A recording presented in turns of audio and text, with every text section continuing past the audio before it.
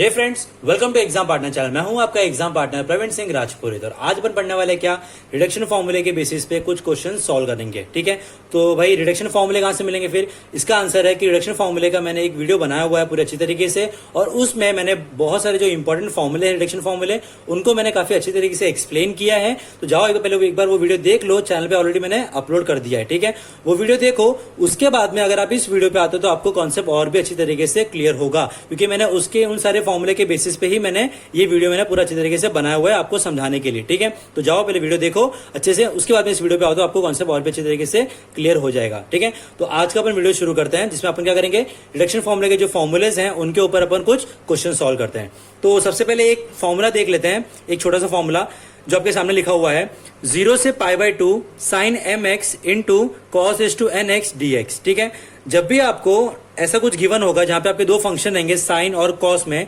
एक का पावर रहेगा m, एक का पावर n, m और n आपका कोई वहां पे नंबर हो सकता है। ठीक है, तो उसका वो किस तरीके से लिखना है, m-1 m-3 टिल देन 2 और 1 into n-1 n-3 till then 2 और 1 upon m plus n minus 2 m plus n minus 4 till then 2 और 1 into p।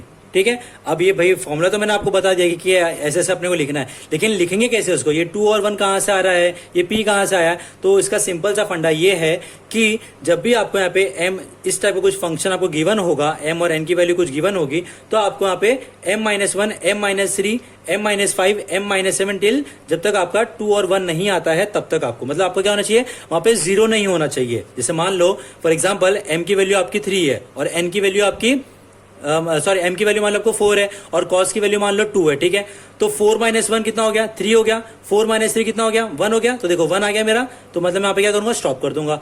वैसे ही फिर यहाँ पे क्या करेंगे, 2 - 1 कितना आएगा, 1 हो जाएगा, n - 3 मतलब 2 - 3 करूंगा तो -1 आ रहा है, तो मुझे -1 नहीं लेना है, सिर्फ कहां तक लेना है, 1 तक। तो मेरा 1 कहां पे आ रहा है, 2 - 1 यानी n - 1 पे मेरा 1 आ जा रहा है, समझ में आ रहा है? तो इस तरीके से आपको वहां पे वैल्यू पुट करना है।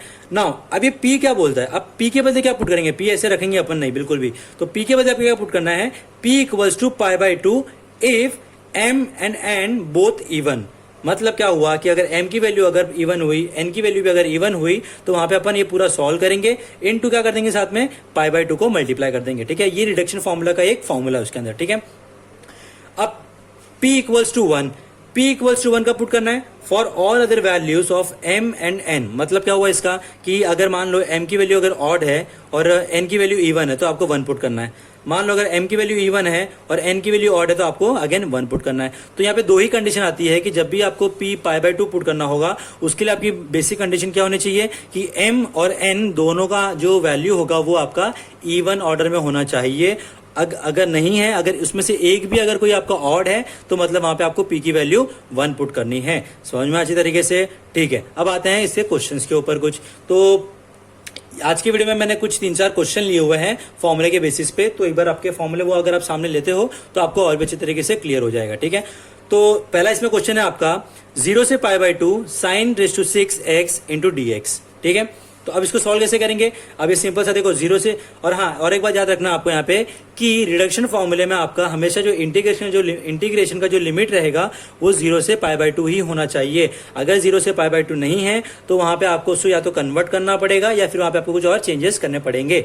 समझ में आ रहा है? तो 0 से π/2 आपका लिमिट होना चाहिए और इंटीग्रेशन में आपका साइन कॉस कोई ना कोई तो फंक्शन रहेगा ही रहेगा।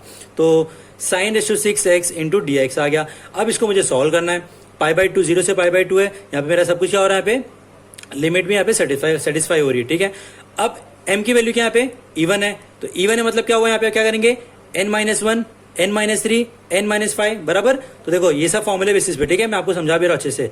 तो 6 - 1 करूंगा तो कितना आएगा, 5, 6 - 3 करूंगा तो कितना मिलेगा, 3, 6 - 5 करूंगा तो कितना मिलेगा, 1 अपॉन, अब यहाँ पे मेरा क्या हो जाएगा, n into n-2 n-4 n-6 ऐसे मुझे करना है। ठीक है, तो ये हो जाएगा 5 3 1 अपॉन 6 4 2 इंटू, अब m की वैल्यू कितनी है यहाँ पे मेरी, n की वैल्यू कितनी है, इवन है यहाँ पे, तो ये हो जाएगा π/2 साथ में मल्टीप्लाई। तो इसको जब मैं सॉल्व करूंगा तो मुझे मिलेगा 15 upon 48 into π/2। So your final answer will be 15 π/96। समझ में आ रही अच्छी तरीके से? ठीक है, अब देखते हैं सेकंड क्वेश्चन इसके ऊपर। नाउ सेकंड क्वेश्चन क्या है, 0 से π/2 cos cube x d x. ठीक है, तो देखो सबसे पहले लिमिट चेक करते हैं कि इसका पाई बाय 2 है कि नहीं है। तो 0 से पाई बाय 2 है, मतलब मेरा यहाँ पे लिमिट सेटिस्फाई हो रहा है। अब यहाँ पे देखो क्या मेरी n की वैल्यू यहाँ पे क्या है, n की वैल्यू क्या है यहाँ पे मेरी 3, मतलब क्या मेरा ऑड है। तो अगेन क्या करेंगे यहाँ पे फॉर्मूला पुट करेंगे। कौन सा वाला फॉर्मूला, देखो आपके सामने दिखाता हूं मैं। ये देखो 0 से पाई बाय 2 है, कॉस एन एक्स आ गया बराबर। अब देखो n ऑड है तो हम क्या करेंगे यहाँ पे p के बदले क्या पुट करना है हमको, 1 पुट करना है। तो देखो ये आ गया आपका 1 यहाँ पे। ठीक है, अब यहाँ पे क्या सॉल्व करेंगे वो मैं आपको समझाता हूँ। तो ये आ गया आपका n-1 करना है बराबर। कहां तक करना है आपको, जब तक आपका 1 नहीं आ जाए। तो n कितना 3 है, 3 - 1 करूंगा तो 2 मिलेगा, 3 - 3 करूंगा तो कितना मिलेगा, 0 मिलेगा। तो देखो यहाँ पे आप देखोगे 3 - 3 करने पे मुझे 0 मिलता है, तो वहां पे मैं n-1 वाला सिर्फ पार्ट लूंगा।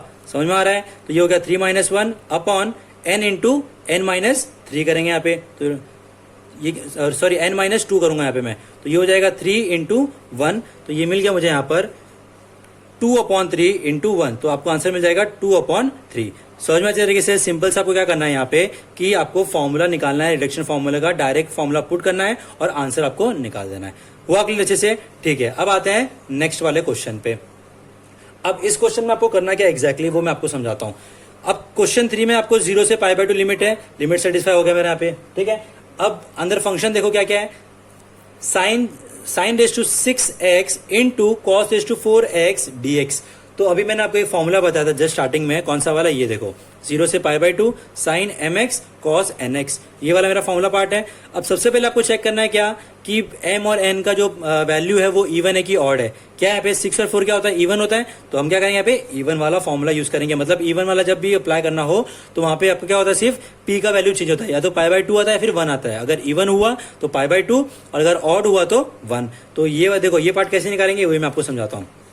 देखो अब यहाँ पे 6 है, ये m है ये n है। ठीक है, तो देखो 6 - 1 6 - 3 6 - 5 करेंगे बराबर। तो देखो इस तरीके से निकालेंगे। तो देखो 6 - 1 6 - 3 6 - 5 इंटू n-1 n-3 n-5। तो देखो अब यहाँ पे देखो मैंने यहाँ पे डायरेक्ट लिख दिया एक्चुअली। ये हो जाएगा मेरा n-1 मतलब 4 - 1 3, फिर 4 - 3 करूंगा तो मैं यहाँ पे मुझे 1 मिलेगा। ठीक है, upon m + n m+n-2 m+n-4 m+n-6 m+n-8, जब तक आपका 0 या फिर आपका 1 और 2 ना आ जाए तब तक। ठीक है, 0 नहीं आना चाहिए वहां पे। अब दोनों इवन है, मतलब ये आ गया पाई बाय 2 इक्वल्स टू, जब इसको सॉल्व करेंगे तो मुझे मिलेगा 5 3 1 3 अपॉन 10 8 6 4 2 इंटू पाई बाय 2। इसको सॉल्व करूंगा तो मुझे मिलेगा 5 इंटू 3 अपॉन 8 इंटू 4 इंटू, जब इसको सॉल्व करूंगा मैं तो मुझे मिलेगा अगेन 3 पाई अपॉन 16 इंटू 32। तो इसका आपको फाइनल आंसर आ जाएगा 3 पाई अपॉन 512। समझ में आपको अच्छी तरीके से सिंपल से क्या करना है, सबसे पहले आपको फाइंड आउट करना है क्या कि आपका लिमिट 0 से पाई बाय 2 है या नहीं। अगर है इट्स फाइन। फिर क्या चेक करना है, m और n की वैल्यू आपको चेक करनी है कि वो आपकी जो वैल्यू है वो आपकी इवन है या ऑड है या फिर दोनों ऑड है करके। ऐसा अगर दोनों ऑड ऐसा कुछ हुआ तो वहां पे आपको हमेशा क्या करना है, p का वैल्यू 1 पुट करना है। अगर दोनों इवन है तो आपको वहां पे पाई बाय 2 पुट कर देना। समझ में आया। ठीक है, अब आते हैं लास्ट वाले क्वेश्चन पे। तो आपका यहाँ पे फॉर्मूला क्वेश्चन लिखा हुआ है 0 से pi by 2 sine cube x cos two 5x dx। ठीक है, तो देखो दोनों क्या यहाँ पे अपना साइन और एक्स है। सबसे पहले लिमिट चेक करो 0 से pi by 2, yes limit satisfy कर रहा है जो हमारा जो फॉर्मूला था उसके बेसिस पे।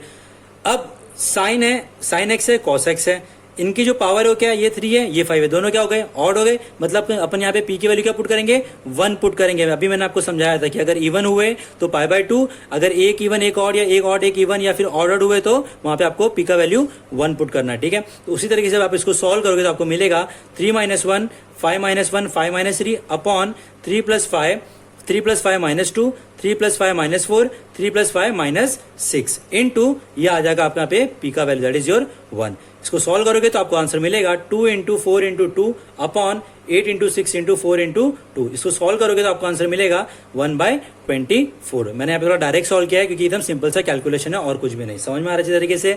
तो इस तरीके से आपको यहाँ पे रिडक्शन फॉर्मूले के जो क्वेश्चन है उनको इस तरीके से सॉल्व करना है। समझ में आया। तो thank you so much video देखने के लिए। अगर आपको वीडियो अच्छा लगा तो लाइक कर दो, कमेंट कर दो, सब्सक्राइब कर दो। अगर आप इस चैनल में नए हो तो सब्सक्राइब करना भूलना मत और बेल आइकन प्रेस करना भूलना मत, क्योंकि आगे बहुत सारे वीडियो है जो इंजीनियरिंग मैथमेटिक्स 2 के आने वाले हैं। अगर आपको कुछ डाउट है तो आप यहाँ पे कमेंट बॉक्स में कमेंट करके मुझे आप बता सकते हो। समझ में आया। तो इस तरीके से आपको यहाँ पे रिडक्शन फॉर्मूले को यूज करना है। सबसे पहले आपका कंडीशन क्या है, 0 से पाई बाय 2 चेक करना है। ठीक है, उसके बाद में आपको वहां पे आपका जो साइन और कॉस जो भी फंक्शन रहेगा उसका आपको वहां पे वैल्यू चेक करना है कि वो इवन है कि ऑड है। इवन है तो क्या आपका पी का वैल्यू क्या होगा, और ऑड होगा तो आपका वहां पे पी का वैल्यू 1 होगा, और इवन का होगा तो आपका पी का वैल्यू π/2 रहेगा। तो इस तरीके से आपको यहाँ पे क्वेश्चन सॉल्व करना है। Thank you so much, have a nice day.